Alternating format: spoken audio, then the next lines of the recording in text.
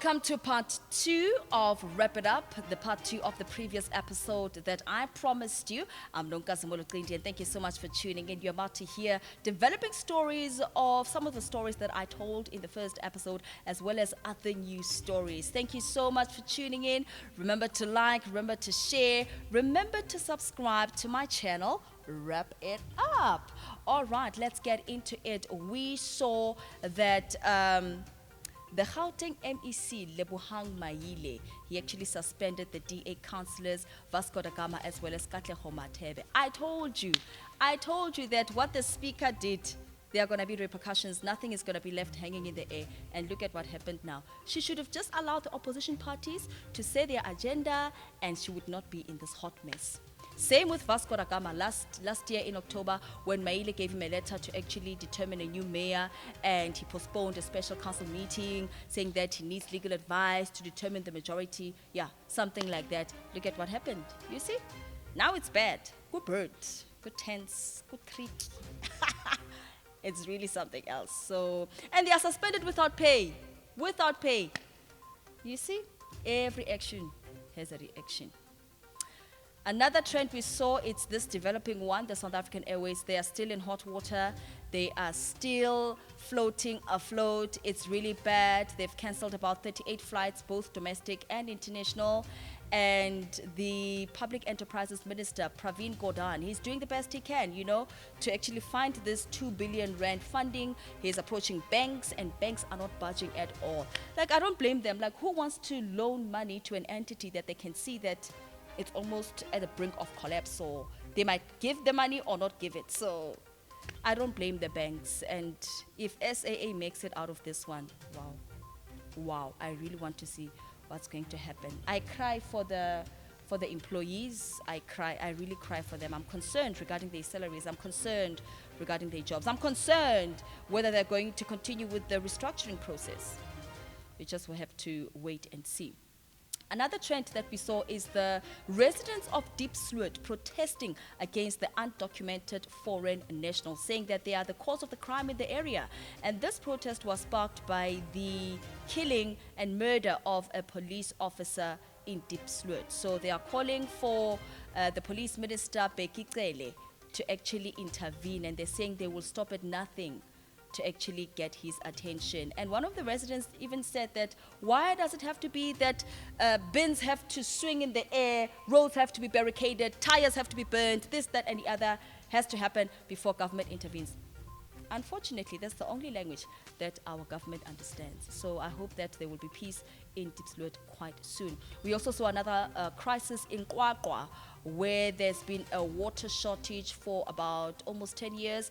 And this protest was sparked by the death of an 8-year-old girl who went to the river because of the scarcity of water. She went to go collect water at the river, and unfortunately, she did not make it. She passed away and she drowned in the river. So residents are enough. They are saying enough is enough. We want the government to intervene. It's been it's 4th or 5th day now, and nothing has been happening. We hope that the government will intervene. Hulumeni, please do something. Quapaw is in a dire crisis.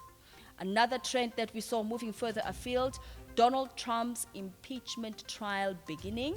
And the Democrats and the Republicans want him to step down immediately with immediate effect. Even the jurors, they are stating that one of the reasons that he is being impeached is that he actually put pressure on Ukraine to actually interfere with the 2020 US elections so that he wins. And you and I, we both know that this is very common, and it's possible for Donald Trump to do something like this. So yeah, he must be impeached. Nobody is higher above the law. Even the president is not higher above the law as South Africa and the former South African president. He will tell you. Right, another trend that we saw is of the coronavirus. That's like flu-like. It's like a common flu that becomes really severe, and it's ravishing China very, very fast. As I'm talking to you right now, the first death was recorded on the 11th of January this year, 2020, and up to date there are about more than 9 deaths. So this coronavirus is quite serious. May the souls of those that have passed away rest in peace. Another trend that we saw is of Firmino Roberto actually scoring a last-minute goal at Wolves in Liverpool, clinching a win of 2-1.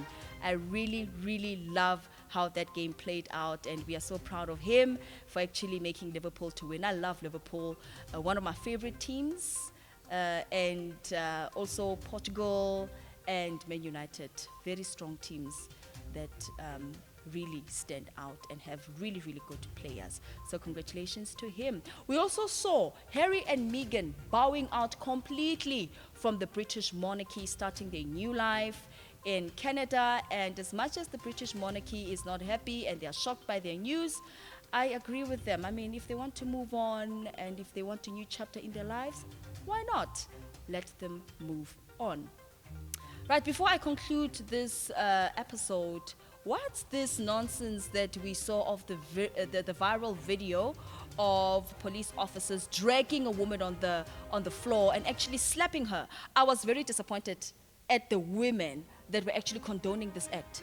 Twitter actually bashed me and said, no, there are no rules for police officers to deal with criminals, and there are no gender rules to deal with criminals. A criminal is a criminal, regardless of being male or female, this, that, and the other. I was very disappointed. Like, how does a woman get dragged like that on the floor and get slapped like that? That is assault.